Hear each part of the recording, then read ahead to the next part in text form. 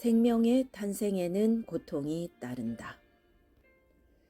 성도가 십자가를 지는 삶이 당연한 이유는 생명을 탄생시켜야 하기 때문입니다. 그리고 그 생명의 탄생에는 반드시 고통이 따르게 되어 있습니다. 세상 이치가 그렇습니다. 그런데 만약 내가 생명의 탄생이 없다면 심판때에 하나님 앞에 서서 큰 낭패를 당할 수도 있습니다. 평생 예수를 믿었지만 생명의 탄생 하나 없었으니까요. 그럼 왜 생명의 탄생이 없었던 것일까요? 살면서 십자가의 고통이 없었기 때문입니다. 십자가의 고통이 없으면 열매도 없습니다.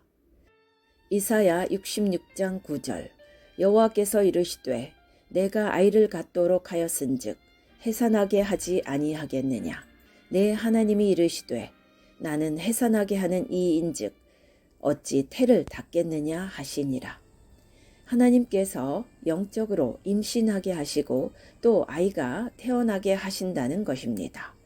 그런데 우리가 다 직접 또는 간접적인 경험을 통해서 알겠지만 아이가 태어나는 그 생명의 탄생은 고통을 반드시 동반합니다. 즉 십자가의 고통입니다. 그런데 만약 오늘 내 주위에 영적 자녀가 태어나지 않는 것은 고통이 없기 때문입니다. 반대로 만약 오늘 내 주위에 많은 고통이 있다면 영적인 자녀가 태어나고 있다는 신호됩니다. 이것이 이 설교문의 주제입니다. 우리 기독교 또는 교회에서 하는 일은 영혼을 구원하는 일입니다. 다시 말하면 생명을 새롭게 탄생시키는 일입니다. 육신의 탄생도 중요하지만 영혼의 탄생은 더욱더 중요합니다. 왜냐하면 영혼의 탄생은 영원히 그가 억만 년의 세월을 더 사는 것이기 때문입니다.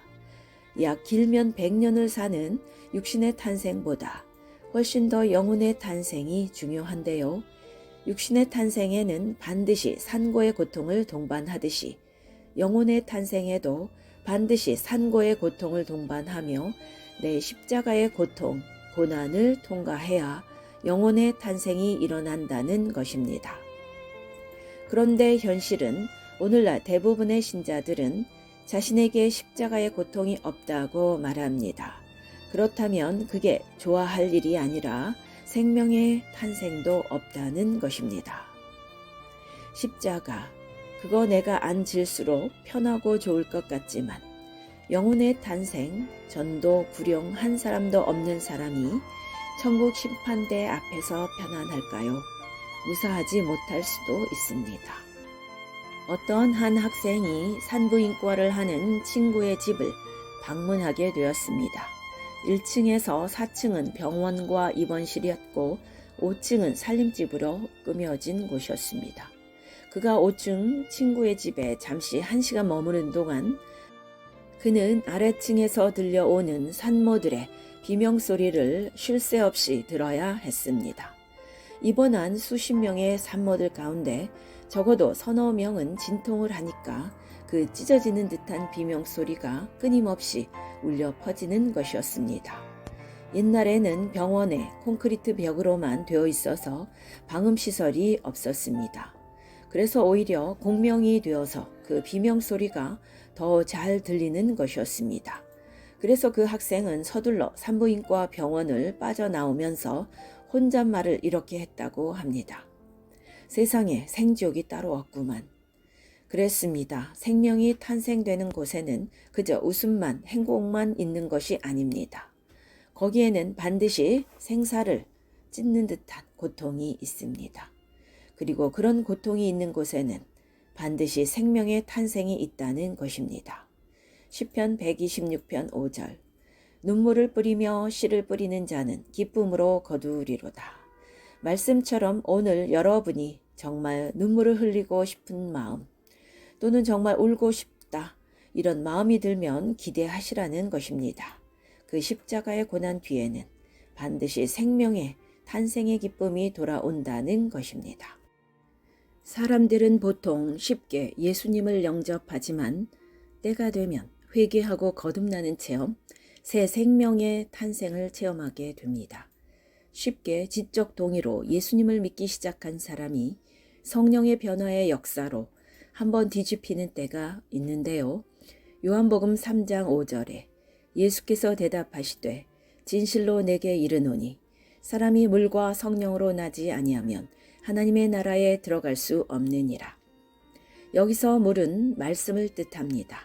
에베소서 5장 26절 이는 곧 물로 씻어 말씀으로 깨끗하게 하사 거룩하게 하시고 물과 성령으로 거듭난다 에서 성령은 무엇인가 하면 내가 원해서 거듭나는 것이 아니고 위에서 성령으로 하나님이 그 사람을 변화시켜 주셔야 그 사람의 본성을 죽은 생명을 살아있는 생명으로 변화시켜 주셔야 된다. 그래서 물과 성령으로 거듭나지 않으면 하나님 나라에 들어갈 수 없다입니다. 물은 자기가 해야 되는 거예요. 물은 하나님 말씀을 읽고 배우고 연구하고 전도를 받든지 자기 자신이 해야 하는 것이고 성령은 무엇인가 하면 하나님 쪽에서 해 주셔야 되는 것입니다. 하나님께서 성령으로 그의 심령과 영혼을 확 변화시켜 주셔야 하는 것입니다. Radical Conversion이라는 말을 쓰기도 하는데 회심시켜 주셔야 하는 것입니다. 그런 사람은 보통의 경우에 회개를 동반하게 되어 있습니다. 그래 내가 죄인이지 하는 단순한 회개가 아니라 마치 땅바닥을 뒹굴며 하는 듯한 그것도 회개의 시간이 1분 만에 하는 것이 아니라 한 며칠을 두고 회개를 하는 것이 동반되게 되어 있습니다. 지금 이 설교의 포인트는 그렇게 예수님을 믿고 내 생명을 탄생하는 그 순간에는 큰 고통이 동반된다는 것입니다. 자기 자신이 철저하게 회개하는 그 자체가 고통이지요. 요지는 자기 자신이 고통을 당하든지 아니면 그를 위해서 타인이 고통을 당하든지 그를 위해 기도를 해주는 고통을 당하든지 그 영혼을 위해 계속 전도를 하든지 그가 깨닫지도 못하는 말씀을 계속 가르치든지 생명의 탄생에는 반드시 고통이 따른다는 것입니다. 물론 우리 예수님도 십자가에서 모진 고통을 당하셨습니다. 그 고통 후에 생명의 탄생, 인류 구원의 역사가 일어난 것입니다. 생명의 탄생에는 고통이 따른다. 이것은 자연 법칙이기도 하지만 예수님이 가르치신 십자가의 신앙이기도 합니다. 오늘 내 주위에서 내가 속한 공동체에서 만약에 생명의 탄생이 일어나고 있지 않다 하면 생명의 탄생이 뭐라고 했죠? 중생의 역사, 회심의 역사가 일어나고 있지 않다 하면 거기에는 고통이 없기 때문이라는 것입니다. 누군가가 고통의 대가를 치르지 않았다. 누군가 십자가를 지지 않았다 하는 것입니다. 바꾸어 말해서 지금 당신이 고통을 당하고 있고 자기의 영혼을 위해서 고통을 당하고 있든지 아니면 다른 사람의 영혼을 위해서 눈물이 흐르는 만큼의 고통을 당하고 있고 체면상 대놓고 울 수는 없지만 울고 싶은 정도로 마음의 고통을 당하고 있다면 그것은 당신이 오늘 십자가를 지고 살고 있다는 것입니다. 거기에는 곧 생명의 탄생, 영혼의 중생이 일어날 것입니다. 슬픔 가운데 기뻐해야 할 것입니다. 그래서 예수님도 십자가에서 마지막 순간에 웃으셨다고 상상하는 분도 있습니다. 십자가를 지신 결과를 내다볼 때 어찌 웃음이 나지 않겠습니까? 하나님이 주도하시는 십자가. 그런데 우리가 읽는 본문 이사야서 66장 9절 말씀을 보면 여호와께서 이르시되 내가 아이를 갖도록 하였은즉 해산하게 하지 아니하겠느냐. 내 하나님이 이르시되 나는 해산하게 하는 이인즉 어찌 태를 닫겠느냐 하시니라. 그러니까 이러한 모든 일을 하나님이 주도권, 이니셔티브를 주시고 하나님이 임신하게 하시고 하나님이 또 해산하게 하신다는 것입니다. 주어와 주체가 내가입니다. 자기가 원해서 십자가를 지는 사람이 어디 있겠습니까? 하나님께서 강권적으로 하나님의 종들로 하여금 임신하게 하시고 해산하게 하시고 즉 해산의 고통을 겪게 하신다는 것입니다. 원래 잉태하게 하시는 이도 하나님이시고 상고의 진통을 주시는 이도 하나님이시고 해산의 고통을 주시는 이도 하나님이십니다.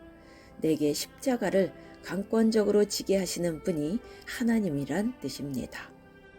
산모가 애를 낳다가 중단하면 큰 일이 일어난다고 하지요. 산모나 태아의 생명이 위험해집니다. 하나님께서는 영적으로 애를 낳다가 중단하시는 일은 하지 않을 것입니다. 그러니까 하나님의 종으로 부름받은 사람들에게 임신케 되는 역사, 해산의 고통이 반드시 따른다는 것입니다. 그런데 그 고통을 참고 견디는 사람만이 자기를 통해서 영혼들이 구원받는 그러한 놀라운 역사를 보게 될 것입니다. 기쁨의 역사를 보게 될 것입니다. 하나님은 애를 낳다가 중단케 하지 않으십니다. 하나님의 종들도 십자가를 지다가 중단하는 일은 거의 없습니다. 중단하면 더 위험하다니까요. 이러한 상고의 고통을 치르신 대표적인 분이신 예수님을 살펴보도록 하겠습니다. 누가복음 22장 44절. 예수께서 힘쓰고 애써 더욱 간절히 기도하시니 땀이 땅에 떨어지는 빗방울 같이 되더라. 이 단락은 맥스 루케이도 목사님의 설교에서 가져온 것입니다.